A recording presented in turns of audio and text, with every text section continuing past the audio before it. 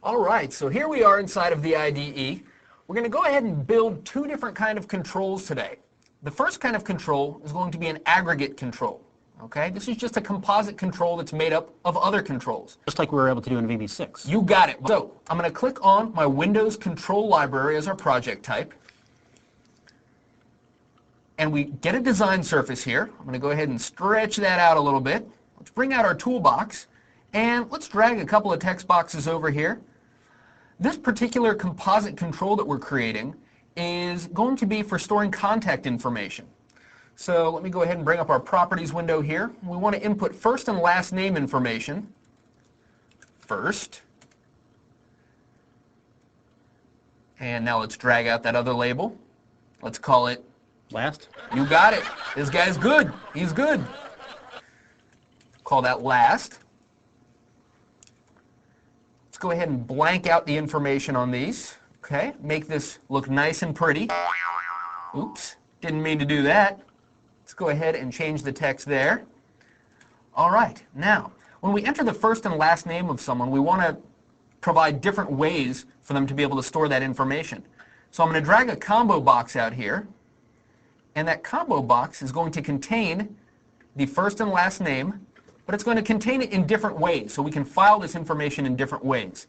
First thing I'll do here is I will blank out the text for the combo box, because again, we've got to make it look pretty. Alrighty.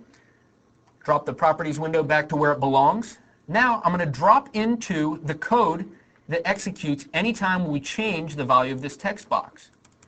So let me go ahead, jump into the code here, and I'm going to drag a handy dandy little code snippet out into the event that fires when we change that text box.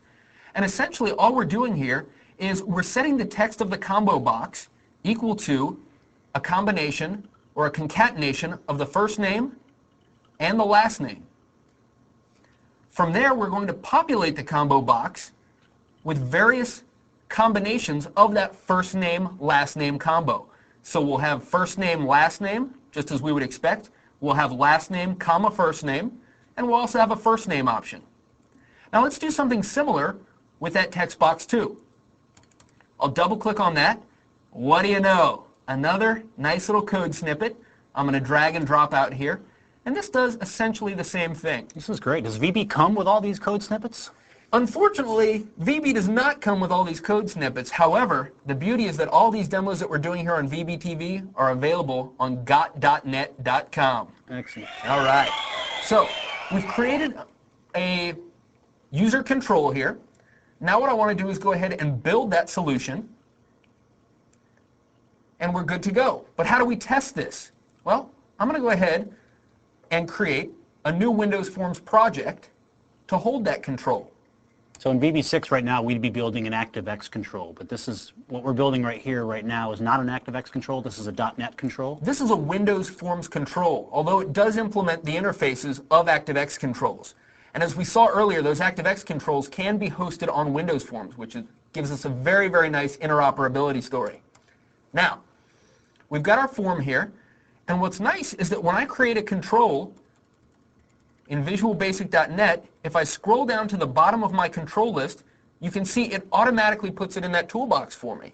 So I can simply go ahead, drag and drop that onto my form so that it's ready to be tested. Let's go ahead and run this application. And to make sure that we run the right thing, I'm going to go ahead and say set the Windows app as our startup project. We'll press F5. And there's our Windows form. Now this looks like two text boxes, a combo box, and two labels, but we can see that this is actually our custom control working in action. So I've typed in Ari as the first name, Bixhorn as the last name, and it's automatically populated with all of the appropriate information. Okay? Very cool. Very, very cool. Now that's one way to create a control, just by amalgamating other controls, okay? Now, although you're calling this control from another VB application, you could just as easily incorporate this control into a C# application or a J# application or a C++ application. You got it, man. In fact, that's one of the nice things about this interoperability between languages we get with .NET. Now let's go ahead and create a control using something that's new in Visual Basic.net. I'm going to go ahead and close this instance of our IDE. And we've got another instance of the IDE up and running.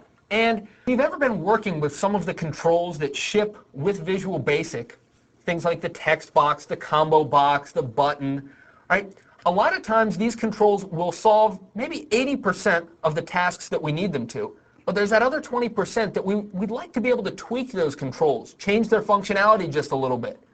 Well, that's where inheritance comes in with Visual Basic.net. It makes it very easy for us to take an existing control like a text box or a combo box, get all of the goodies that come with it, and then extend it to meet our own individual needs. So in this case, I want to create a combo box that allows you to do statement completion. So as I begin typing into the combo box, it will recognize what I'm typing in. Now we'll see here that I've got a class. It's a public class called IntelliCombo. And what should be pointed out here is that this is inheriting from the combo box that ships as part of Windows Forms. So the combo box that we drag and drop onto our forms, we're simply inheriting from that. So we're getting all the functionality that comes with that combo box when we start building our control here. Now the only thing I'm going to do is change one event that fires for that combo box.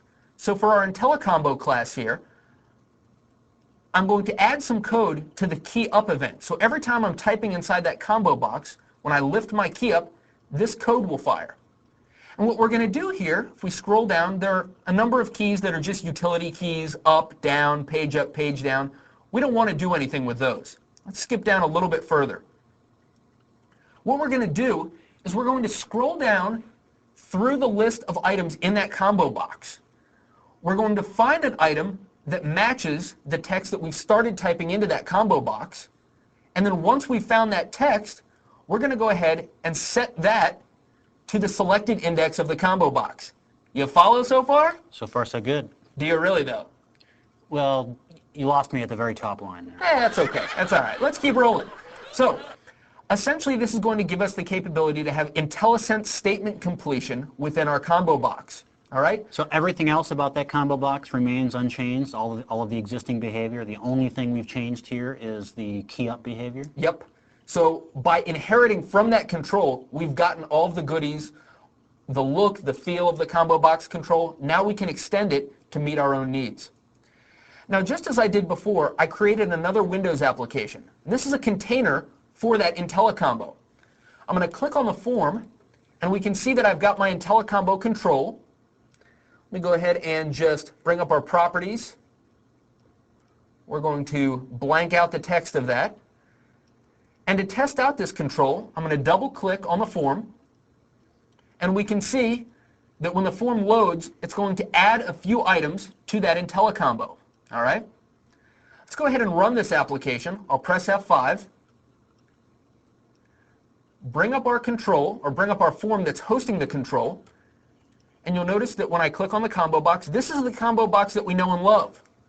But it supports Intellisense statement completion.